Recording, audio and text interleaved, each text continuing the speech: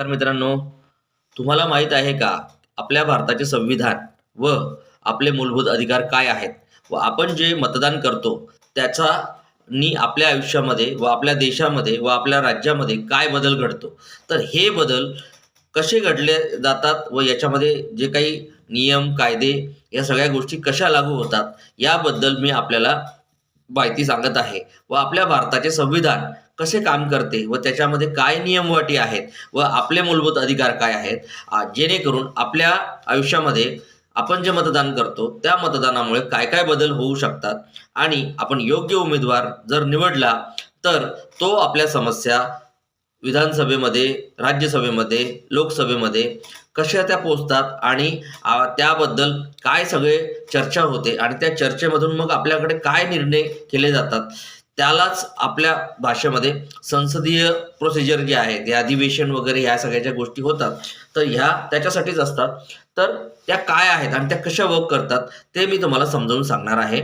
आणि आतापर्यंत आपण जे व्हिडिओज बघितलेले आहे त्यांना तुम्ही नक्की लाईक करा, शेअर करा, सबस्क्राईब करा, जेणेकरून मी आपल्यापर्यंत संविधानाबद्दलची संपूर्ण माहिती पुस्तकामध्ये अगदी जशी आहे तशीच्या तशी मी तुम्हाला सांगण्याचा प्रयत्न करत आहे.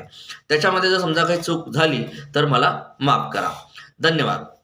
तर आपल्याकडे सरकार आणि सरकारसाठीची मार्गदर्शक तत्वे ही काय आहेत राज्यघटनेमध्ये दिलेली, तर ती आहे राज्यघटनेच्या 4थ्या विभागात राज्य व संघ स्तरावरील सरकारे तसेच संसद, विधानसभा यांच्यासाठी मार्गदर्शक तत्वे घालून देण्यात आलेली आहेत. यात सामाजिक अधिकार जसे कामाचा अधिकार, शिक्षण व कल्याणाचा अधिकार, जीवनाचा सार्वत्रिक स्तर उंचावण्यासाठी सरकारची सामाजिक दायित्वे, मनुष्यांना कामे करणे सुलभ होईल आणि कार्यालये आदी आर्टिकल 43 अन्वये समाविष्ट केलेले आहेत. आर्टिकल 45 अन्वये 14 वर्षांपर्यंतच्या मुलांना मोफत शिक्षण हे शासनाचे दायित्व आहे.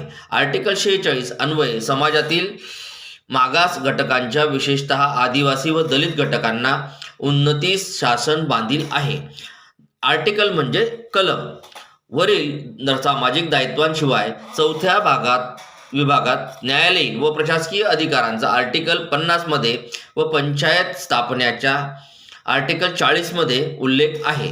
निसर्ग रक्षण कंसात आर्टिकल 48 स्मारकांचे जतन आर्टिकल 49, आंतरराष्ट्रीय शांतता व परस्पर मैत्री संबंधाविषयीचे आर्टिकल 51 आदी कलमे सरकारसाठी इतर मार्गदर्शक तत्वे आहेत. इतरत्र अतिशय सुस्पष्ट व तपशीलवार असणारे